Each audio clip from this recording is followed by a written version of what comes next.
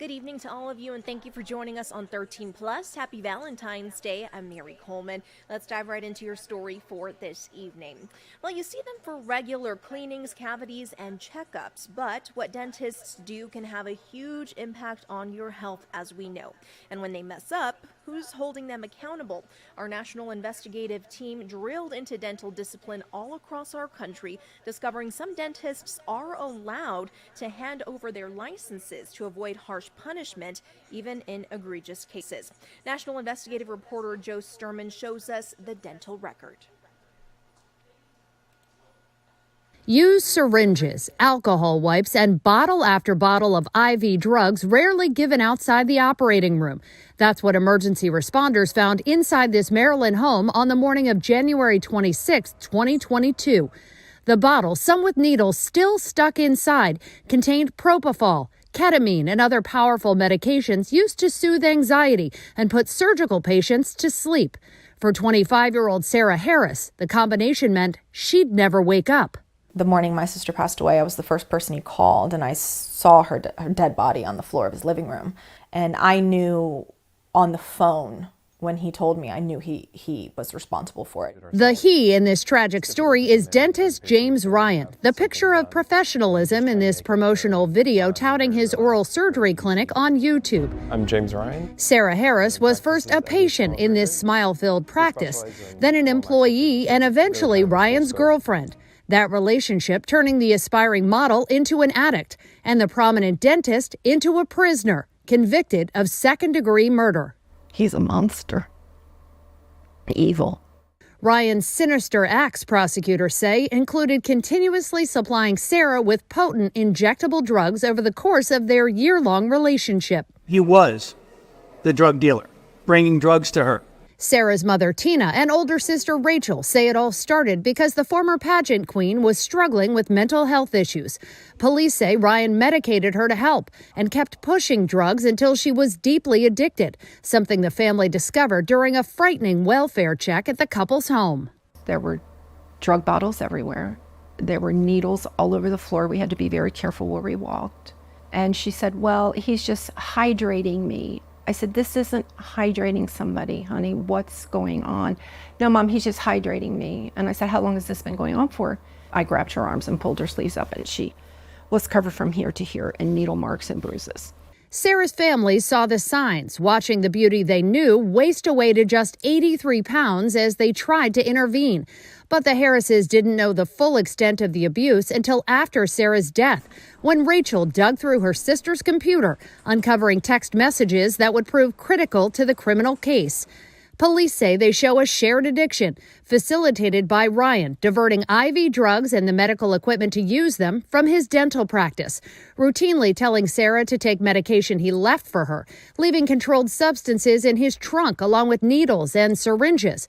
Ryan even messaging one morning to tell Sarah he'd injected her with ketamine while she was sleeping. Those text messages were heartbreaking.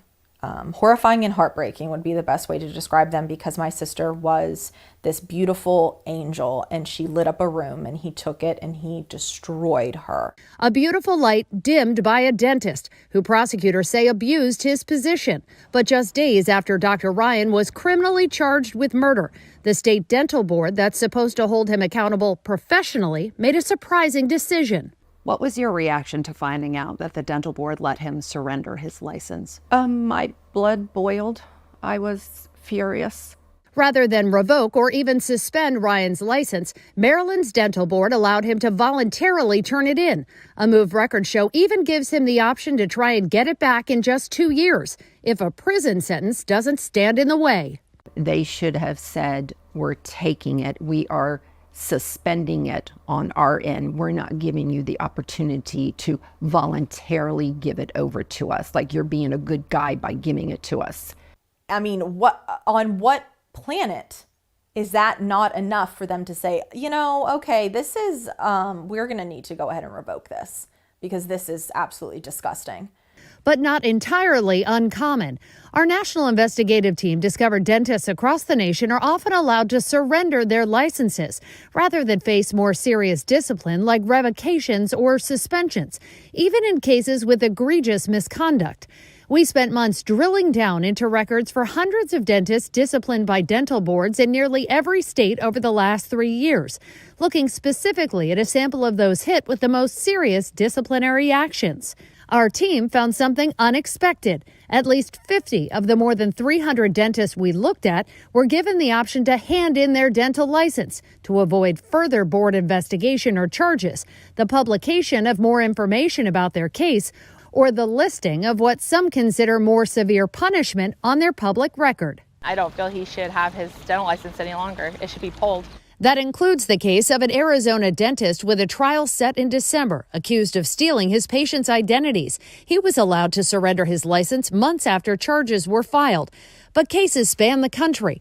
Our investigation found license surrenders made to dental boards following everything from DUIs to sexual misconduct in the office, coming to work intoxicated, gross negligence, infection control problems, diverting dental drugs for personal use, and even over-sedating patients to the point they needed further medical treatment.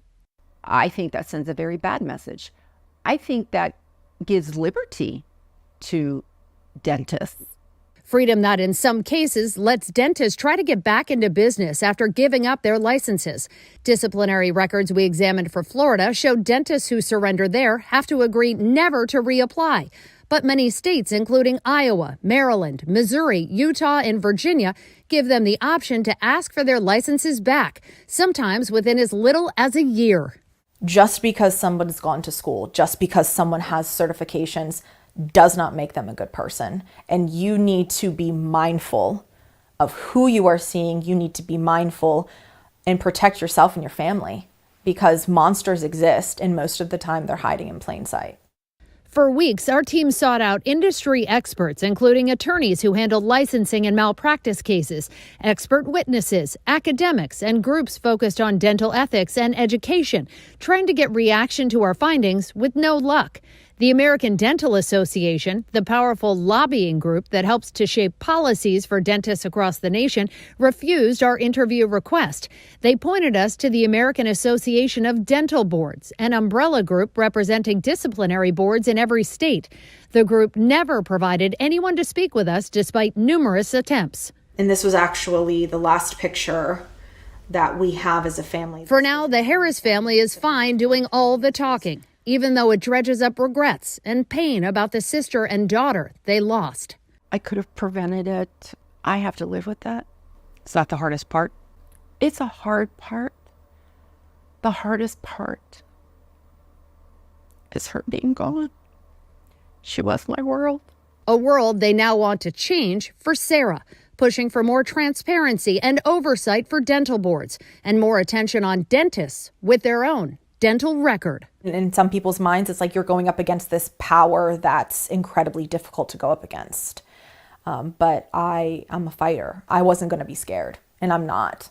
My sister's story will be told, and we're going to fight for something to be put into place where these doctors are held accountable.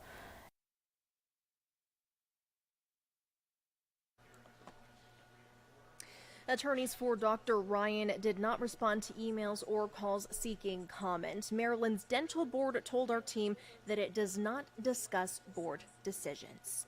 We hope you are having a great evening and will join us for 13 News Live at 10. For now, we will leave you with a live look outside right now. This is Mount Bigelow, and you can see down below the Tucson metro area. We hope you are having a great one. And again, if you'd like to join us for 13 News Live at 10, we will have much more news and weather. We'll see you then.